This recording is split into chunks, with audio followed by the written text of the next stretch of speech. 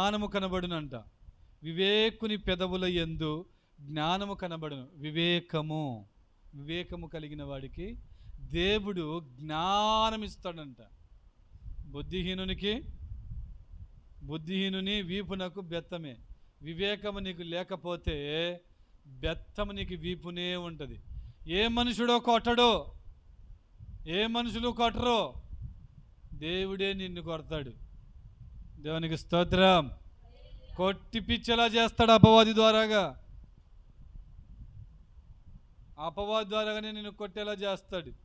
వీపున దెబ్బలు తగులుతుంటాయి. నీ మైండ్ పనిచేయదు.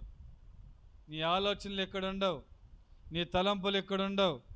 నీ మైండ్ ఎలా ఉంటుందంటే లోకరీతిగా ఒక మాట అంటారు, పిచ్చిలేసిన కుక్క ఊరు మొత్తం తిరుగుద్ది అంటారు, చూసావా?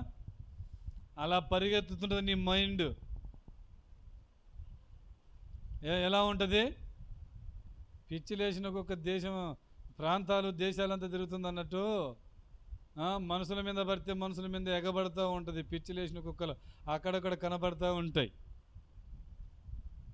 అలా అయిపోద్ది నీ మైండ్. వివేకము కలిగిన వానికి దేవుడు జ్ఞానం అనుగ్రహిస్తాడు. దేవునికి స్తోత్రం. హల్లెలూయా. నీకు వివేకము లేకపోతే నీ వీపును బెత్తమే తగులుతుంటుంది. హల్లెలూయా. మరి ఎలా ఉంటారో నిన్ను నీవు పరీక్షించుకొని సరిచేసుకోవాలని దేవుని వాక్యము సెలవి